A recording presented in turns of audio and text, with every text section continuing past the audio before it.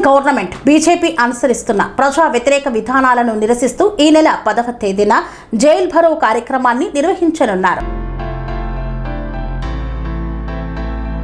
Union government BJP అనుసరిస్తున్న ప్రజా వ్యతిరేక విధానాలను నిరసిస్తూ క్విట్ ఇండియా ఉద్యమ స్ఫూర్తితో ఈ నెల 10వ తారీఖున జరిగే జైల్ భరో కార్యక్రమాన్ని జయప్రదం చేయాలని వ్యవసాయ కార్మిక సంఘం జిల్లా ప్రధాన కార్యదర్శి సుంకరి సంపత్ పిలుపునిచ్చారు. చెంచర్ల గ్రామంలో జైల్ భరో కోసం కరపత్రాలు పంపిణీ చేసి ప్రజలను ఉద్దేశించి ప్రసంగించారు. నరేంద్ర మోదీ అధికారంలోకి వచ్చిన నాటి నుండి పేద ప్రజలను దోచి బడా కార్పొరేట్ సంస్థలకు బొజ్జ నింపుతున్నారన్నారు. రైతు డిస్కాముల పేరుతోటి విద్యుత్ స్కామ్ తో కొత్త డిస్కాం తీసుకువచ్చారని 33,000 కోట్ల రూపాయల భారాన్ని ప్రజలపైన వేయబోతున్నారని పేర్కొన్నారు. ప్రజలకు ఇచ్చేటువంటి విద్యుత్ సబ్సిడీలకు క్రమంగా ఎత్తివేసే డిస్ట్రిబ్యూషన్ సిస్టమ్ ప్రైవేటు పరం చేసే కుట్రలో భాగంగా రైతు డిస్కౌంట్ తీసుకొస్తోందన్నారు. దీన్ని రాష్ట్ర ప్రభుత్వం కూడా సమర్థిస్తూ నిర్ణయం తీసుకోవడం జరిగిందని పేర్కొన్నారు. దీనివల్ల రైతాంగానికి తీవ్ర నష్టం జరిగే ప్రమాదం ఉంది అని పేర్కొన్నారు.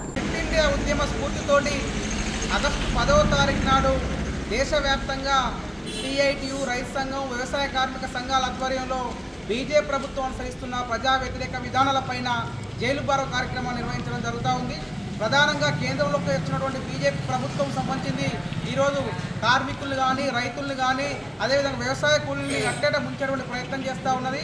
లక్షల కోట్ల రూపాయలు సంబంధించిన కార్పొరేట్ సంస్థలకు అప్పచెప్తా ఉంది. ప్రభుత్వ రంగ సంస్థలను కూడా నిర్వీర్యం చేస్తూ ఉన్నది. కొత్తగా సంబంధించిన కొత్త డిస్కౌంట్ సిస్టమ్ తీసుకురావడం జరుగుతుంది. దీనివల్ల నష్టం జరుగుతూ ఉంది.